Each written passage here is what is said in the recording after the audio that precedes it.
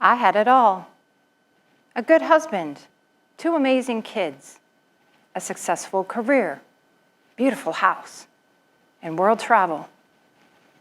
I'd worked so hard and done everything life and society had told me to do in order to be fulfilled and happy. On the outside, it all looked really good. Yet when I stopped to take a breath and checked inside, I was dying. I had everything. But when I looked around, I couldn't actually feel it all because I was behind this wall. I felt completely alone. I was depressed and off purpose. There was this pull inside of me, something I had to trust that this wasn't it. I knew there had to be more, but I had no idea how to get to wherever I wanted to go, wherever that was. And more importantly, I'd shut everything out. I'd built up these walls inside myself that wasn't allowing life in. It's true for a lot of us that we put up walls to protect ourselves, but then this also blocks us from our truer selves and potentials. I know exactly when I started to build up my walls. I'd like to invite you to travel back in time with me to a small town in Texas in 1975. I'm almost 4 years old and have just had my tonsils removed. I'm in the utility room in my house and my mom is giving me a bath in the sink. I remember her asking me a question and I try to answer her. Except something isn't right. I can't seem to get the words out. You see, when the doctors were doing the operation to remove my tonsils, they had clipped the bottom of my tongue, which then made it very awkward to speak. From that moment forward, my life went from carefree to one of constant struggle. I literally and figuratively lost the voice of my childhood. I developed a stutter. And you'd find me a lot of days on the school playground being bullied and teased. I was called stupid and dumb. You know that feeling of just wanting to fit in and be like everybody else? That was me, wanting to connect and belong, yet over and over, I was left on the outside. I desperately wanted to be included. In order to protect myself from the hurt and shame, I slowly built a wall around my heart to keep the pain out. So this became my pattern. If I was teased or embarrassed, I would retreat inside myself a little more, distance myself from life and others until eventually the wall protected me from really feeling anything. By the time I left for college, I could speak without a stutter for the most part and still tripped over words as I sometimes do even now. But the wall was still there. The ability to keep the pain at bay was firmly in place. We put up walls to stop the pain, but you see, if you don't allow pain in, you don't let the great experiences in either, like joy. And you end up being lonely and disconnected. The walls can often look like other things, like trying to be more perfect. You know, if I can do more and be more, then maybe I could be seen and heard and loved. Maybe you overeat or undereat. Perhaps you overgive. Maybe you drink a little too much.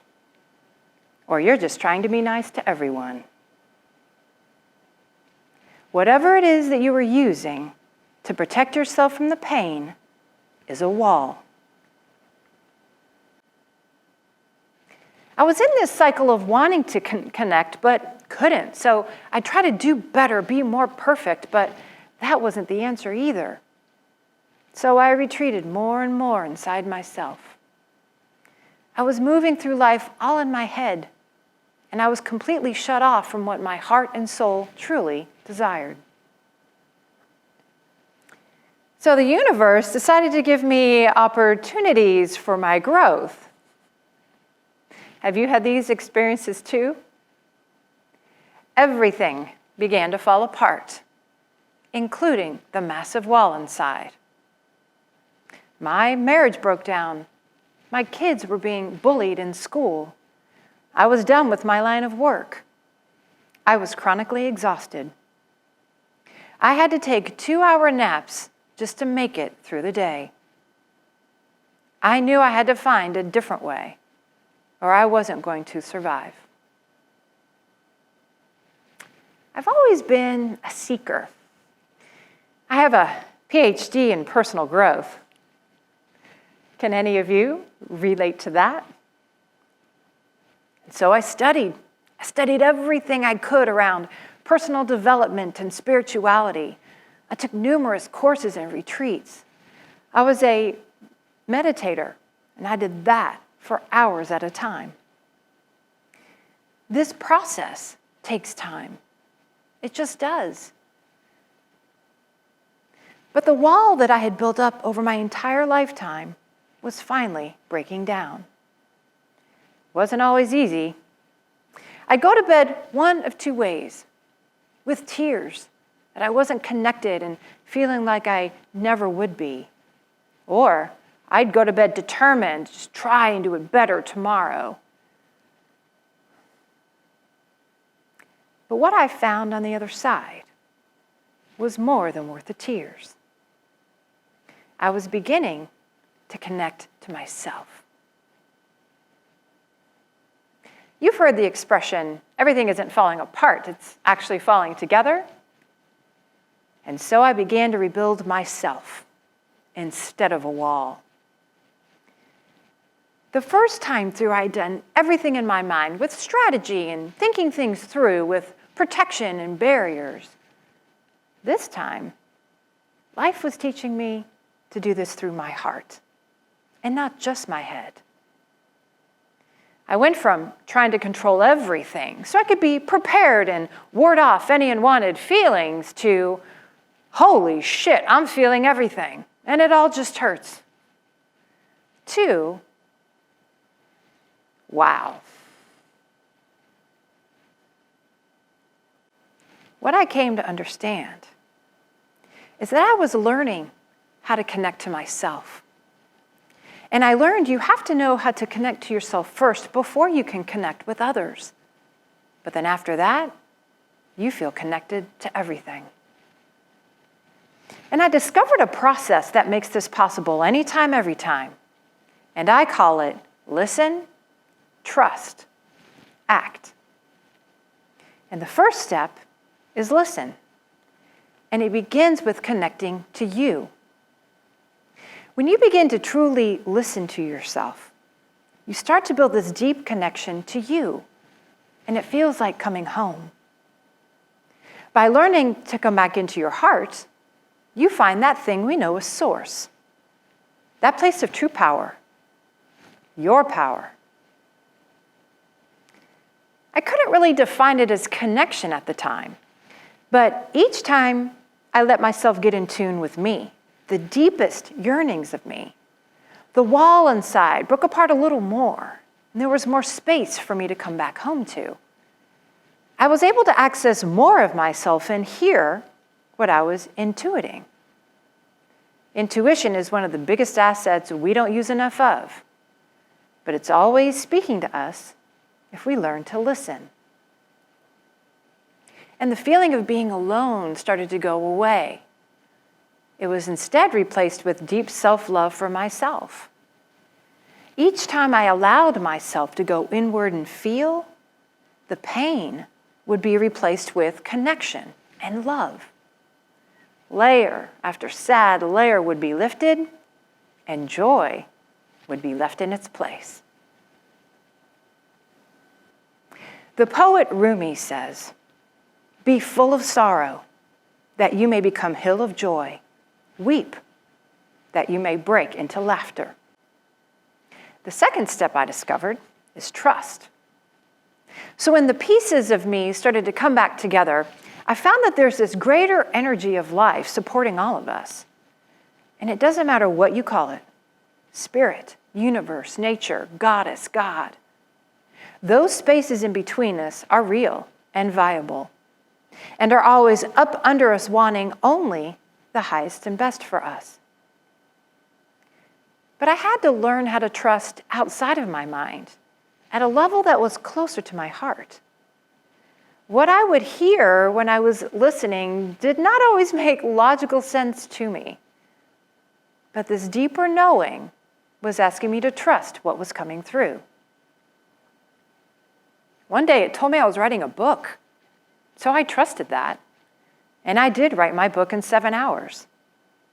The Destiny Path, being alone to coming home. And we always have a choice in these situations. I could have chosen not to cancel my appointments that day and not follow through what was being asked of me.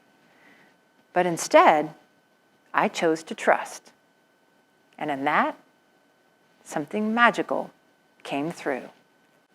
And the final step is act.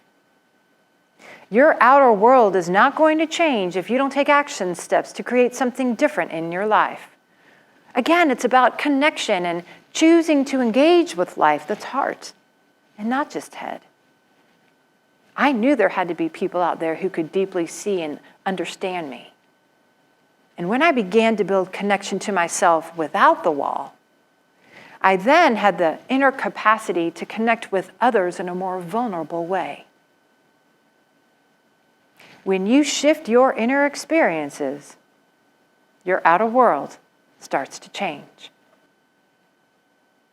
I now have connections with others that are incredibly authentic, and at a depth level I knew was possible. I now know how to ask and receive support, and I can offer it as well without overgiving or trying to do it perfectly. You learn to act in a way that's in alignment with what you truly desire. But it's a choice. And it's a practice. And in my action, I shifted careers and I'm now on purpose with my life and no longer go to bed with 2 not so good options. I now go to bed in a tremendous amount of gratitude, love in my heart, and a freedom I never knew could have existed before. It is possible to live in a state of wonder and grace with the flow of life. We are all meant to live in connection to ourselves and with each other. This is how we are designed before we start building up the walls that stops everything from flowing. Now when I feel pain, it moves through. Sometimes it takes a moment, sometimes it takes a bit of time, but I am no longer afraid. We build our walls well. And this world doesn't teach us how to build connections with each other or even show us how we can live without walls. And the process, while it needs learning, is simple. Listen, trust, act. And I'd like to share with you now 3 other words that are very effective in building connection. These are 3 equally simple words, but incredibly powerful. And no, it's not those 3 words. Now, these 3 words are, I see you.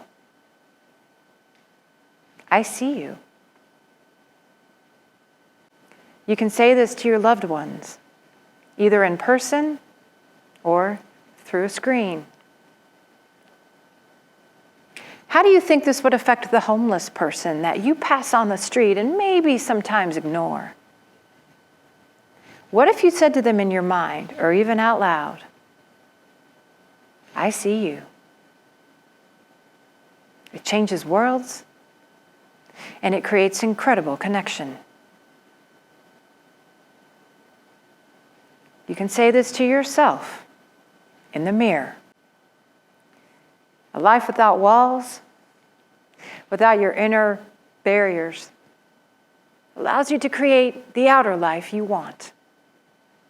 And not the one that society says that you should have, but the one that's unique and designed especially for you in ways you cannot even imagine. But wait. Maybe just imagine it. Because it's yours to have if you so choose. I see you. Listen, trust, and act. Thank you.